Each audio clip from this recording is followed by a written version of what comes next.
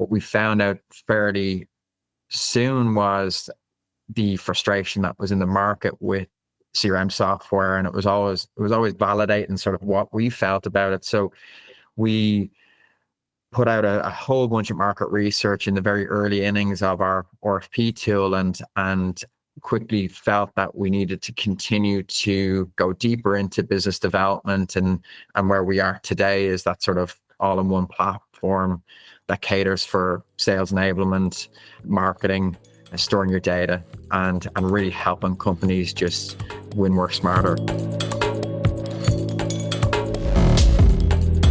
Hey everyone, thanks for listening to another episode of Future of Construction.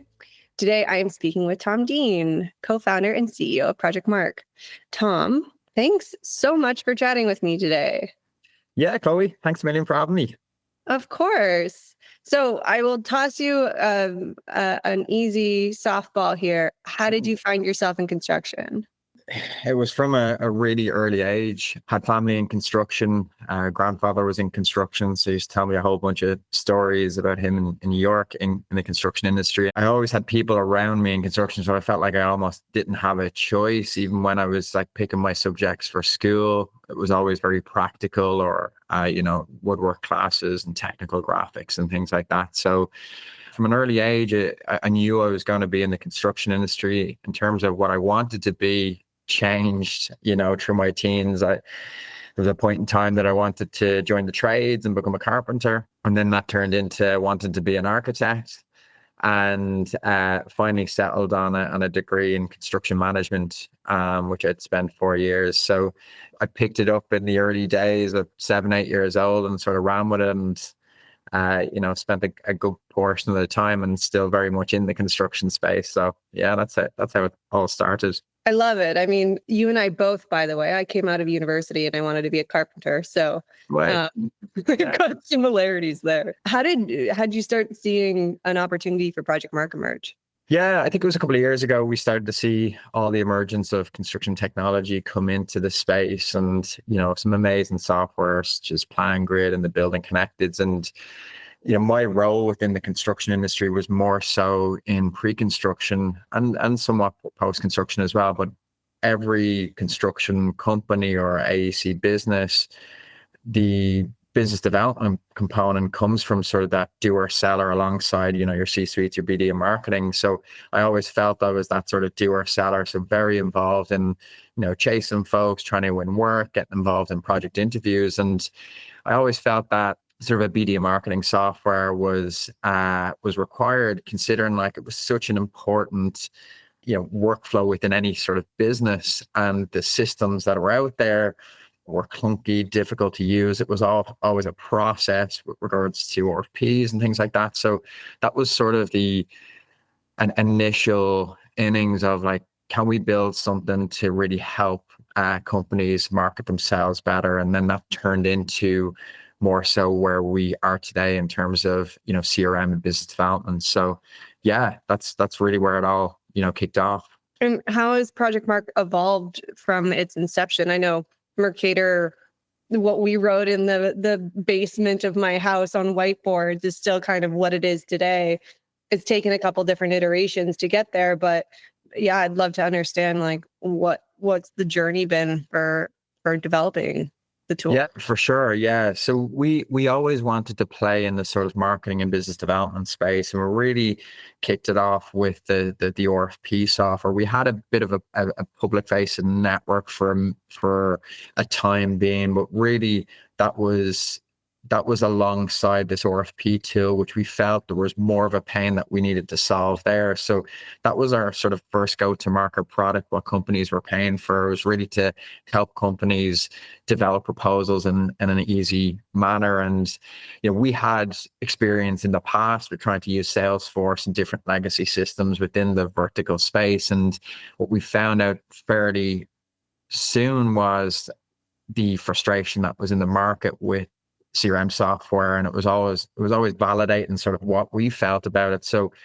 we put out a whole bunch of market research in the very early innings of our RFP tool, and quickly felt that we needed to continue to go deeper into business development, and where we are today is that sort of all-in-one platform that caters for sales enablement, marketing, storing your data, and really helping companies just win work smarter. And I've seen so many people like,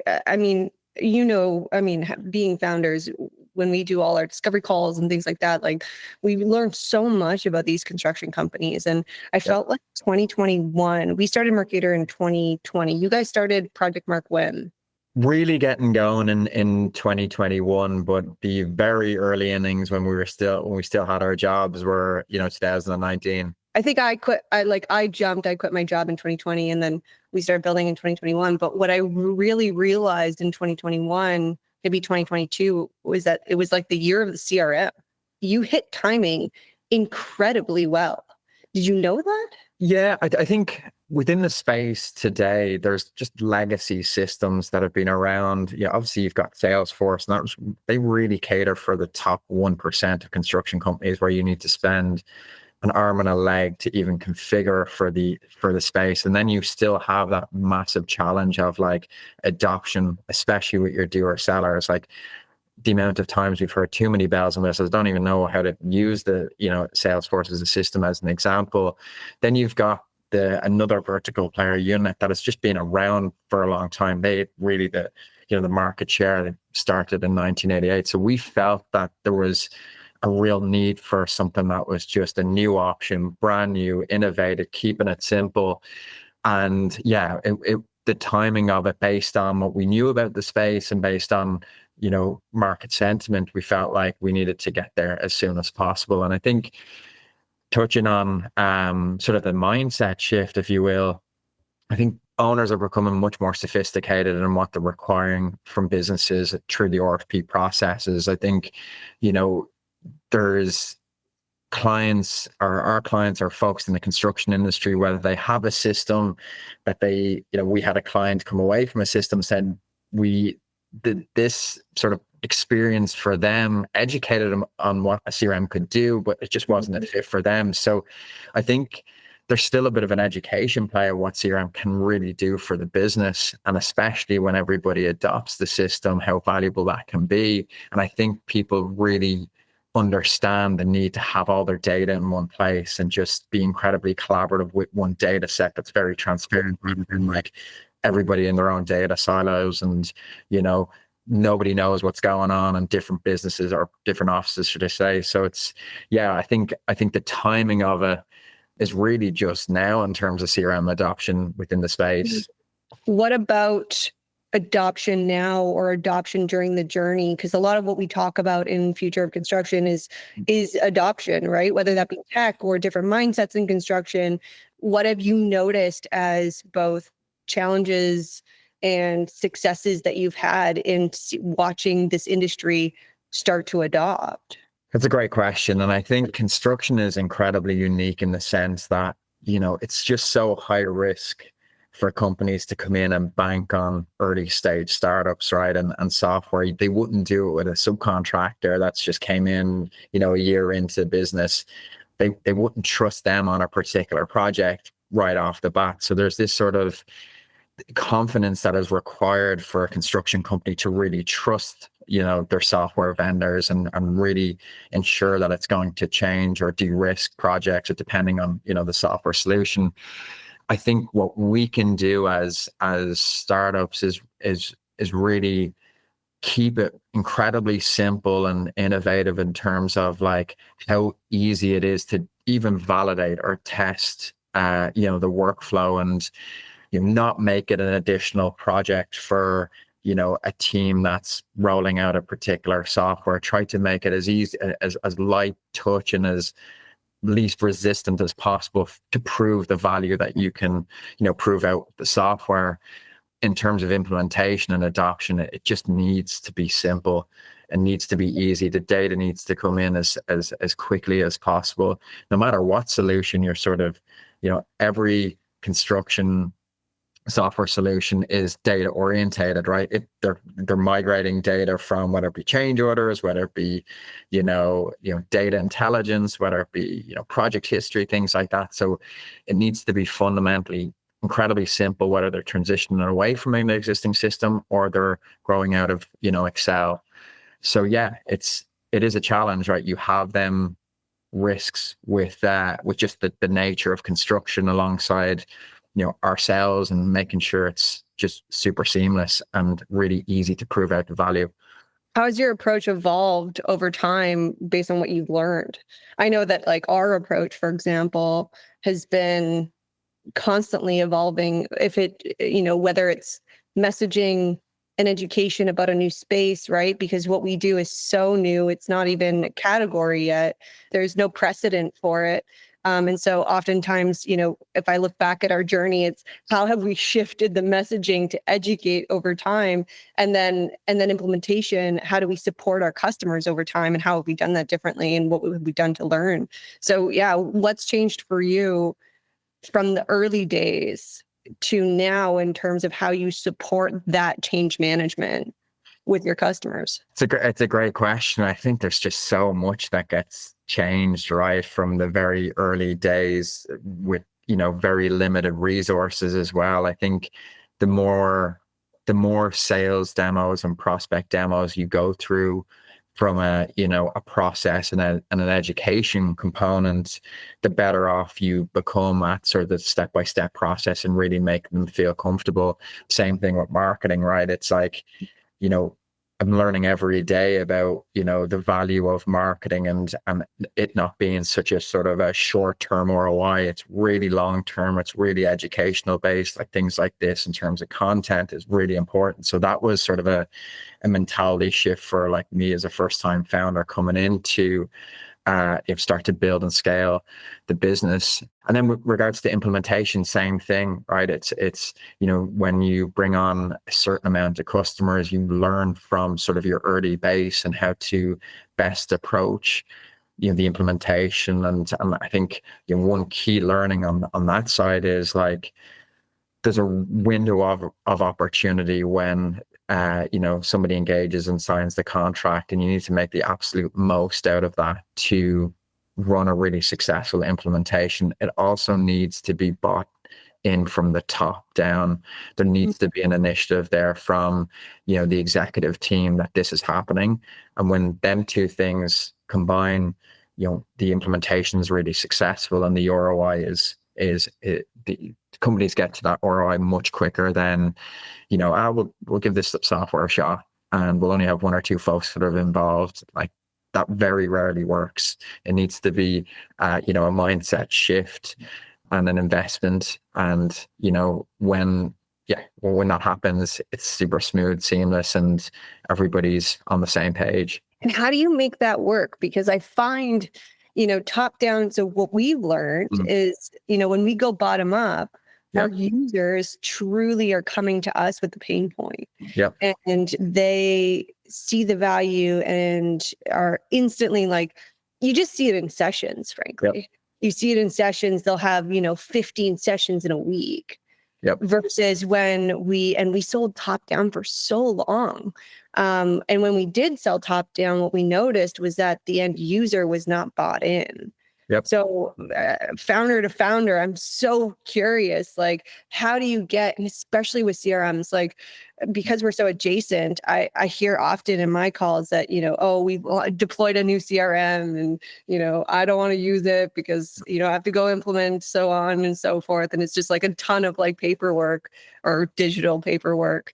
So how do you ensure that, or kind of what have you done from an education or a change management standpoint to make sure that when you sell top down, the end user, the person who's going to be creating that ROI and that value for the business by using your product, is actually bought in?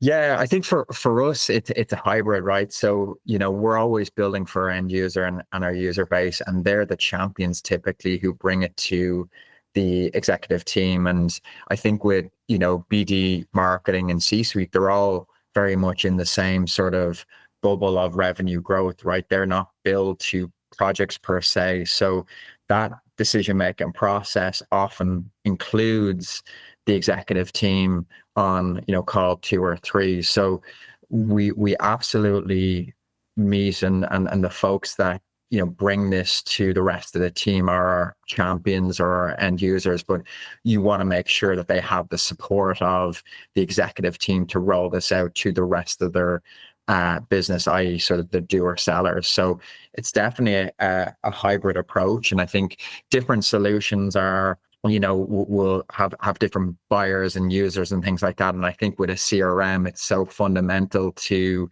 sort of business operations that it just is really key to, get executive buy-in through the sales process and really educate them on what it's going to take from an implementation perspective.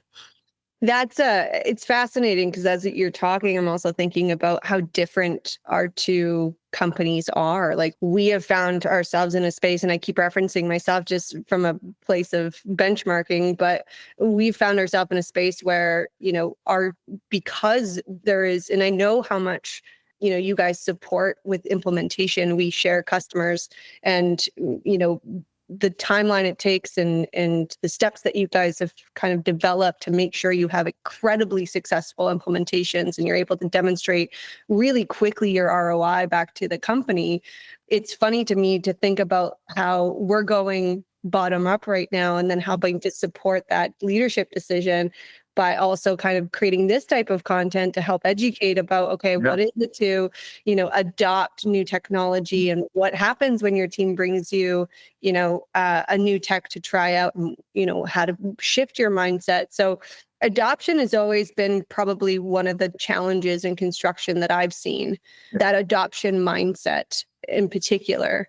I'm curious, kind of like from a philosophical standpoint and in your own experience, how did you approach change management? How did you approach change before you got into Project Mark? Like when you were in industry? Yeah, I was always super curious about wanting to do better. And anytime for me, I wasn't in, the buying decision in terms of software implementation or adoption. Once the software was implemented, we were using it. So most of the software that I was using back in the day was takeoff software and pulling together quantities to put together estimates and things like that. And, they were game changing when we figured out how to extract certain things from the BIM model and things like that. Like, that's saving you a massive amount of time. So yeah, I think I was always really curious about improvement and always, had ideas and how to change things and things like that. And I think that's, ultimately why I'm here today is because I felt like I could come in and contribute to solving a problem on the business development side of things. Naturally, there's people that are always pushing the barrier and want to change, and then there's folks that are more so skeptical because they want to see proof points in order for them to really commit as well. So it's just it's managing both expectations. And that's why construction companies need a balance of sort of them two mindsets as well. Did you get a lot of pushback? Like if you were bringing ideas to the table back then? No, not like I was always really lucky to work with, really open firms, and, we were so busy in the day to day and leveraging the technology that we had, which was great for us, that, like there was always discussions about, how to win work or how to do things better. So I was lucky to have a lot of, senior mentors that, gave me the floor for my own, ideas and thoughts, which is critical, right? It's all about culture at the end of the day. And especially as you're an aspiring, young professional, it's an intimidating industry to be involved in. Everybody has 10 years on you, and what is really through the experience that you gain through a lot of mistakes, honestly, through projects. So yeah, being a young professional and feeling like you can contribute on an early days is really vital for construction companies to sort of set that mindset and culture that it's not just because you're 10 years here, that's where you've qualified to contribute, if you know what I mean. It's interesting. So you find yourself in a place where you've got leadership that supports you. You are bringing new ideas to the table. You decide to step out on your own because some crazy, entrepreneurial instinct that we all have when we do that starts flaring up. You get into this new space where you're now, hawking your own software. Did anything change? Did you get pushback? Did you start seeing pushback that you had never experienced yourself in industry? Yeah, I think you don't know until you really take the jump how difficult it is in the early days of starting a business. It's just, it's brutal in terms of the expectation and what you've just sort of left behind and now what you have to go and achieve. It's super high stakes, and it's something that is just like going back to what you said in terms of the entrepreneurial sort of, I love the challenge, and I loved my role in construction. I loved to be involved in projects, but I always had this sort of burning desire to start something and really just take it on with my co-founding team. So yeah, it's like in terms of pushback and resistance, I wouldn't say pushback. It's just you don't know how difficult it is to like get in the door with early clients and early investors and things like that. It's just everybody's busy and everybody's doing their thing. And, when you think like you have this great idea and people are it just doesn't happen that way. It's just days, weeks, months, years of grinding in order to build that sort of confidence within the industry to then, hit an inflection point where people are starting to recognize the brand. So yeah, it was when we started, we didn't expect it to be difficult, but everybody says it's incredibly difficult. What would you tell companies today having gone through it? Yeah. And I think there's so many companies, there's a handful of construction tech companies that we all don't know the names of now that have kind of paved the way for us. And I mean, if you look at Procore Story, for example, it's 12 years before they really started taking off. We've got companies like us that are coming in as that kind of second, third wave of real contech. What would you tell companies on the I guess buyer side now about how they should think about construction tech? Like what do you wish they knew or thought of, or had a perspective on going into this, so it would make that pushback or that at least breaking down the first couple doors a little easier? Yeah, it's a great question. I think with the emergence of technology in this space, I think construction companies should always have an eye on, their own workflows and where they need to solve or where they see the most problems, because with the emergence of investment, there's likely a solution that tackles that problem. There's very few, from what I know, there's very few workflows where there might be an amazing new software that could solve for that problem. And the contact community is so close as well. It's a tight-knit group. Whereas, if you're looking for a software to solve your problem, talk to, the founder of a software that you're using today. The likelihood of them knowing other solutions in the space, and that's something that we often offer to our clients is like, hey, just keep us posted if you're in the market for, one or two things. We know the founders in X space, and they're absolutely worth it. A conversation if you feel like you're looking to solve for. So I think it's just having that open mindset. There's innovation out there that will solve your problem, but at the same time, it's like they have their day to day and their week to week, and there's huge project risk there. So there's a fine balance of trying to push software to construction companies and say, you should be adopting, you should be thinking this way, because the day to day is like they need to produce and they need to execute on their projects, and sometimes that just gets caught up and they don't have that time. But I definitely think that there should be time allocated to keep an eye on the same way you put together a yearly budget should be sort of a yearly review of your tech stack, and really understand. And there's market landscapes, and there's great companies putting out sort of the education of different software and different workflows. So yeah, a short answer to my long answer is, just keep an open mindset and, and dedicate some time to to really look at your tech stack and see where you can innovate. As you're talking, I'm thinking about need. Like a lot of the times in sales, we use a framework of BANT, right? And I mean, everything that I've seen in building up Mercator has been, unless there's a really strong need, there doesn't come timing. No, you're dead right. Budget. And so I often wonder, are we sitting down often enough and reviewing what our needs are? And do we truly actually understand what our needs are?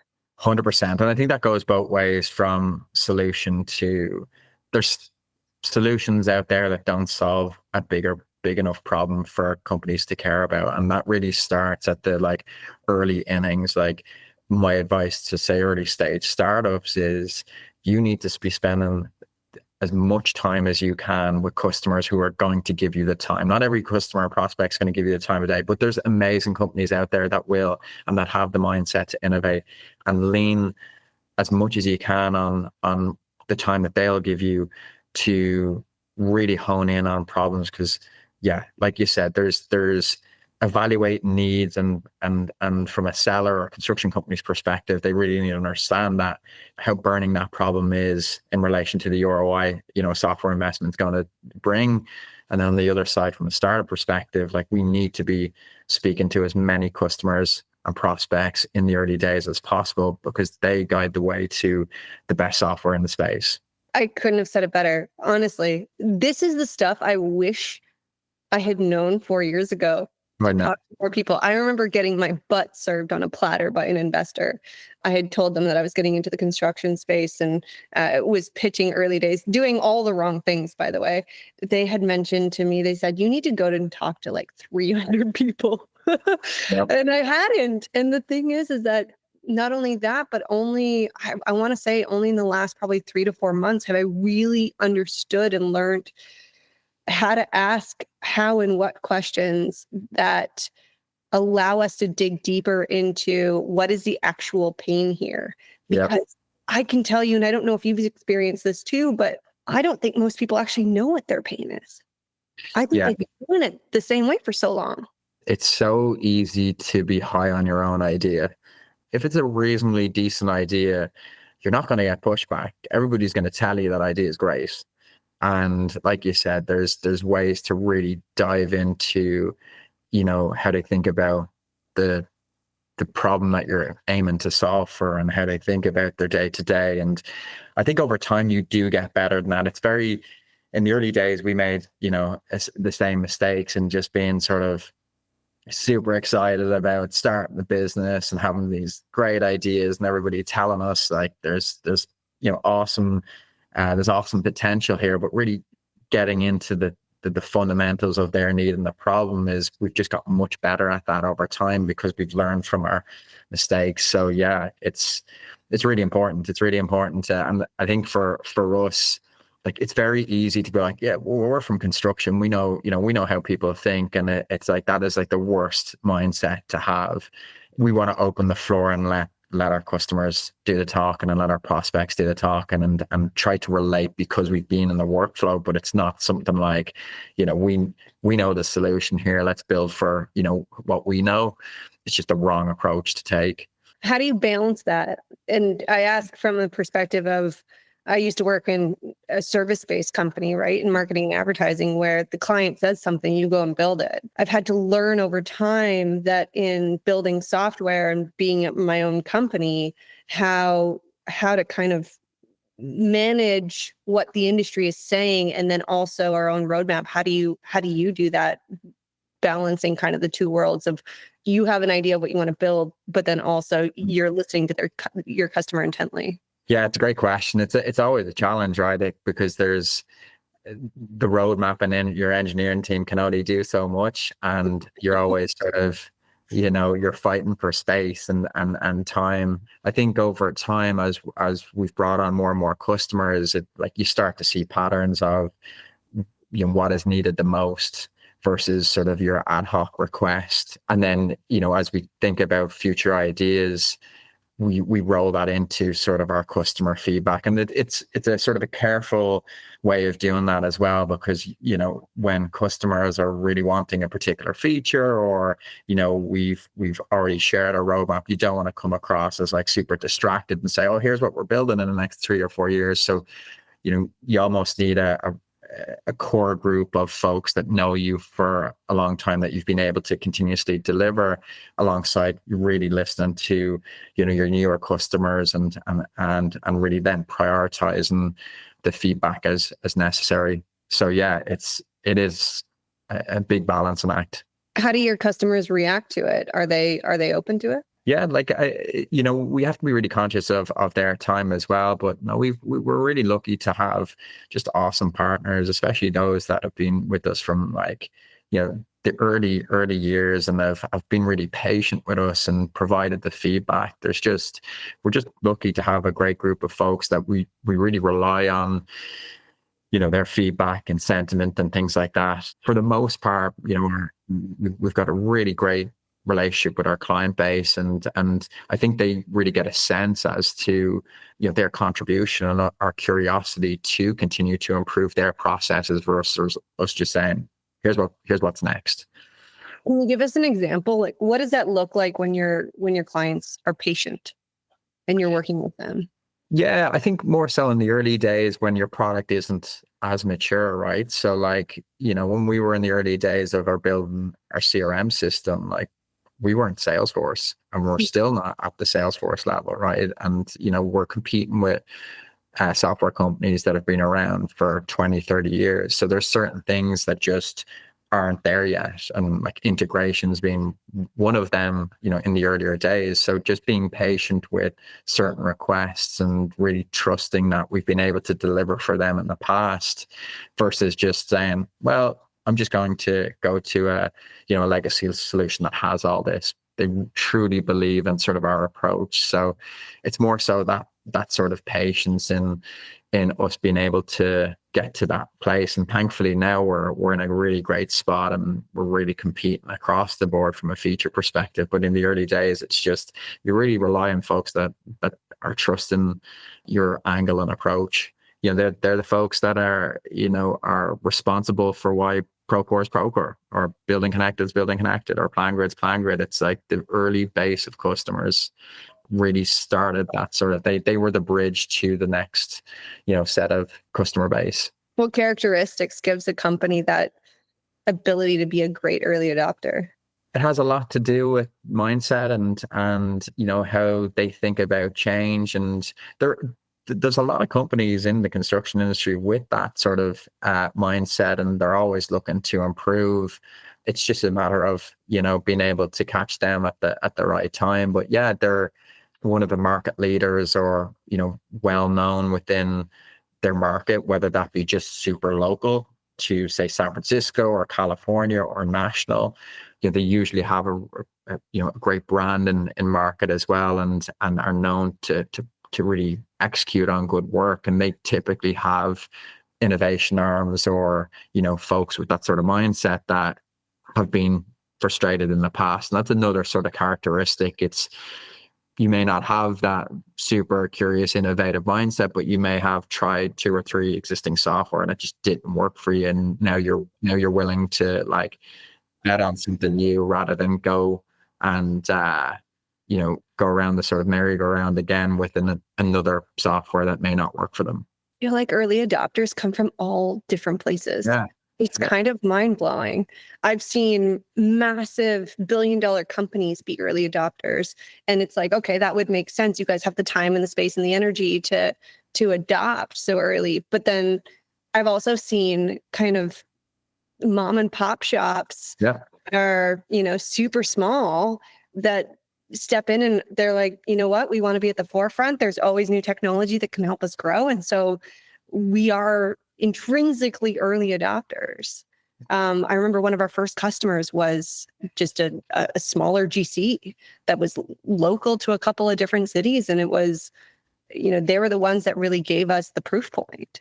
100%. Yeah. No, it's like, and we've had both. We've had that sort of local SF player that is just known to be a really good business than, your sort of national or major state contractor that would be known by many that they'd be innovative and they would have like a chief innovation officer and things like that. But like you're dead right. It's not just your classic, national contractors. There's folks at a local level with that same mindset and same desire to want to improve their processes. Totally. Do you consider yourself an early adopter? Yeah, like for me, I would consider myself incredibly curious and wanting change, right? I was never in a position where I was the buyer of technology, but I felt like if I was there, I would always be out to seek, new solutions to adopt. But I was very much in the sort of technical doer seller, and most of my role was on the estimating side of things. So I was busy in that. But yeah, I would imagine I would have been if I was at sort of that innovation level. And I think that mindset has really brought us to, starting the business. And what about personally? Are you an early adopter in your personal life? I would be, yeah. If you had the time. Yeah, exactly. I'm just trying to think. I'm definitely a risk taker in all things that I've ever done. So I'm always willing to just go with it and run with things. So I think that's just been fundamental in my life. I've always been up for the challenge or, betting on myself or taking that sort of risk or jump. It was never like safe for me. So that's how I'd probably frame that question. It's an interesting world that we live in as founders. We tend to be highly, highly risk tolerant and just kind of, see how it goes and see what we can build and see where it takes us. I remember having a philosophy as a young person entering industry, just being like, you know what, if I follow, and I had obviously the privilege to do this, but I had the opportunity to follow just interesting opportunities. And just let, if money came, money came. If it didn't come, I had the opportunity to do something interesting. And that always kind of kept me really engaged with, following creativity and my own kind of risk tolerance into a myriad of bizarre opportunities. Look, the entrepreneurial stuff and the startup, it is not for many people, and it's totally respected that like folks knock it out for their companies, and it's chaos and it's things that I crave. But my wife, as an example, is completely the opposite. She's incredibly risk adverse and safe, and I think that's why we, we're complementary. For me, it was always like, how can I challenge myself, and what is the biggest challenge that I can take on, and give it a crack type of thing. And if it doesn't work out, screw it, I'll get on to the next thing and pick myself up. It was, I think from a mentality perspective, in the early days, I was just the way I was raised. I was always used to that sort of, I wasn't afraid of, rejection or things like that. It was like, I was always like, working early days, cutting grass for, neighbors and things like that. And, 9 doors out of 10 closed and said, no, not interested. And it's just that sort of, if you can manage that sort of rejection and refusal and continue to pick yourself up and go, well then, that's sort of, I think, fundamental from an entrepreneur, to be able to dust yourself off and get up and go. Which I think makes us not so dissimilar from the people we sell to and the people we build for. 100%. Yeah, I always say it. I think my skills in construction, they're so relatable to entrepreneurship, but like people don't understand how intense construction. I was actually just talking to a director of marketing who used to be with Clark Construction, now is director of marketing at a software company, last night about this very topic. You don't understand in construction how intense the day-to-day is. There's a schedule that needs to be met. There's huge money at risk. You miss numbers in an estimate, your company's not winning another job for that particular client, or you miss the schedule, or there's the whole labor shortage. So there's like fires every day in construction. And I often, and this is why domain experts like balance translate or transition so well to early software companies because they're used to that meeting schedules, everything's on fire, problem solving sort of mentality.